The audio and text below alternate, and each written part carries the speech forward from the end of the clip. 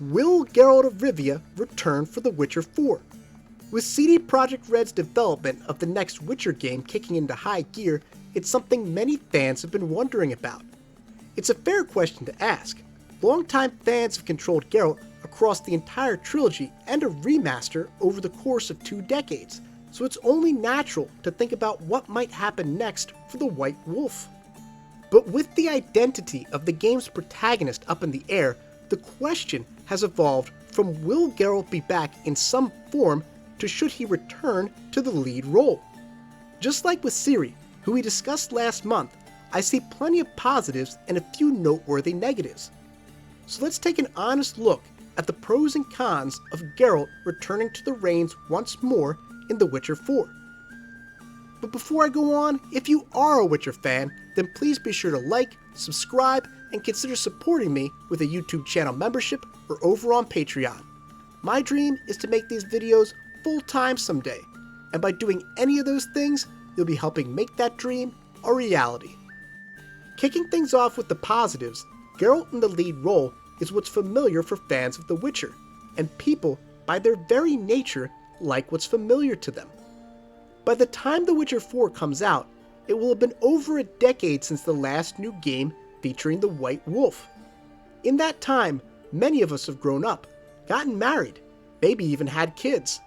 To sit down on the couch after a long day of work, pick up the controller, and get back into the driver's seat of a Geralt-led Witcher game would be a wonderfully nostalgic treat, and a welcome reminder of the adventures we had with him back in our younger days. It would also be familiar from a combat perspective. Combat varies across the Witcher trilogy, but I think they really hit their stride with The Witcher 3. I recently completed a Death March run of the game, and though it was challenging in the early going, I ended up falling in love with the tactical element it added to the combat. How I needed to plan and prepare for the major encounters, and use every tool in my Witcher utility belt to pull out a win. I'd love to see what CD Projekt Red could achieve by modernizing this style of gameplay and developing it further. Only a return to Geralt would allow them to do this. Any other protagonist would require changes to the formula of varying degrees. From a narrative design perspective, Geralt is very much a perfect lens through which to view the world of The Witcher. Its grim realities, its moral ambiguity, and its honest and complicated approach to player choice. As I've said elsewhere, The Witcher really isn't a choose-your-own-adventure game. It's a choose-your-own-path game. Anytime the developers present us with a decision, as varying as the options may be, ultimately, all of them have to be things that Geralt realistically might do. Geralt's personality is defined enough to allow for a strong, cohesive central narrative and consistent characterization across a variety of playstyles, but still malleable enough for the developers to present us with at least 2 choices at the game's most important moments. Not every character has the right mix of qualities to make this possible, but Geralt does, and that makes him a difficult leading man to move away from. Speaking of the issue of moving away from a lead character, it is a challenging thing to do. As I said earlier, people are naturally drawn to what's familiar to them, and to move away from Geralt is a tall order. There are some who have done it well. Rockstar's approach to Arthur in Red Dead Redemption 2 comes to mind, but I can think of several others that didn't fare so well, or at the very least drew the consternation of a significant portion of their fan base. With the most recent God of War game, for example, I entered it expecting Atreus to take over by the end, and yet, as the game wore on, I found myself hoping Kratos would stick around, and was relieved to see that he did. But if Geralt were to return, then what would the game's story be about? Well, the good thing about the White Wolf is that in addition to being a perfect looking glass for the player, he's also a spectacular short story character. In many of the best plot lines from the games and the books, Geralt might be the protagonist, but he's not the narrative's dynamic character, the one growing and changing as the story progresses. That role is, typically, reserved for the person he's working for or helping, the quest giver, if you will. Both Blood and Wine and Hearts of Stone function this way, and even the base game, at times, puts more emphasis on Ciri's growth than Geralt's own. It would be fairly easy for CD Projekt Red to draw up a new adventure for Geralt in just about any nation on the continent, from Lyria to Sedaris, and craft a narrative that works much in the same way. I don't think I'm alone in saying that I would have happily bought bi-yearly expansions for The Witcher 3 similar to those aforementioned DLCs, and CD Projekt Red might opt for something similar with this new trilogy, just on a grander scale.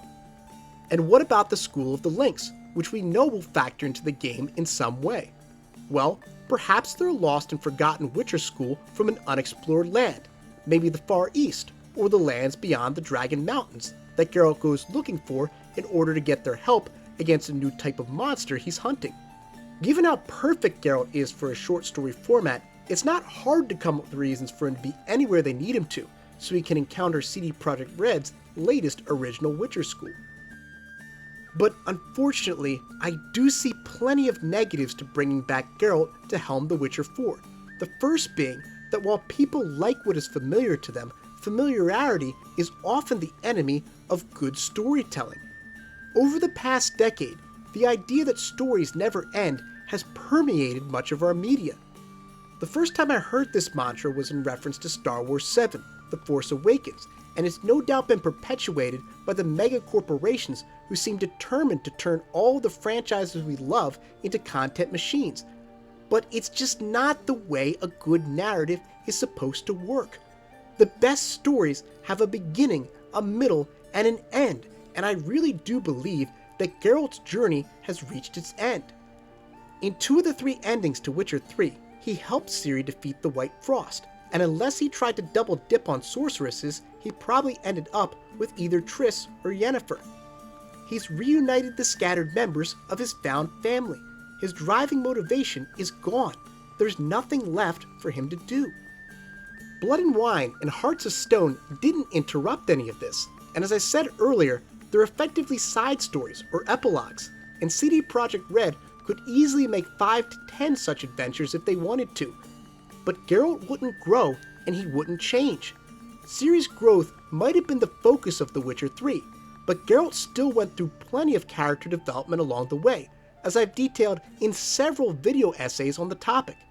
And I just don't think a game, let alone an entire trilogy, where the protagonist doesn't change at all would be sustainable from a narrative perspective. It would reduce Geralt to a medieval fantasy version of John Cena, a hero who runs out there and does the same thing year after year, reciting the same lines and doing the same 5 moves of doom to the bad guys and learning nothing along the way. And I don't think any of us want to see that happen to the White Wolf. Bringing back Geralt would also force CD Projekt Red to canonize the events of The Witcher 3, as it'd be the only way for them to bring in characters like Ciri, Triss, and Yennefer. Hell, they'd have to take a stance on the always heated Triss and Yennefer debate, and I can't imagine they'd ever want to touch that with a pole. Even if they only vaguely reference these characters or other key choices from the game, like who won the Third Northern War, all of that would invalidate the premise of The Witcher 3, which ended with the player feeling like they'd not only made a significant impact on Geralt's life, but on the future of the continent as well. Now you might be thinking, couldn't they circumvent this issue by making this new trilogy a prequel? Sure, it would remove the necessity to honor the choices of The Witcher 3, but it would present all of the same problems as bringing Geralt back for a sequel. We know how the story of the original Witcher trilogy ends, which significantly limits the character development they'd be able to do with him. The same is true for their version of the Witcher world as a whole. They'd have a narrow narrative path to work with in order to ensure continuity with their other games. Personally, I think it's unlikely that Geralt will be the protagonist of The Witcher 4. If it were a standalone game, or a follow-up to The Witcher 3, and it were billed as one last ride for Geralt, the White Wolf's version of Logan, if you will, then I'd be all for it. But CD Projekt Red has made it clear that Witcher 4 will be the beginning of an entirely new saga, of a new trilogy, and I think that bringing him back for what should represent a fresh start for their version of the continent presents far too many narrative problems for them to head in that direction. That having been said, Geralt will definitely have a presence in the game in some way, possibly as a mentor to the protagonist.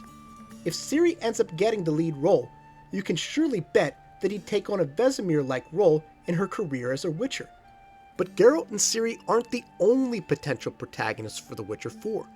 And honestly, if I were working at CD Projekt Red, I'd be advocating for another path entirely.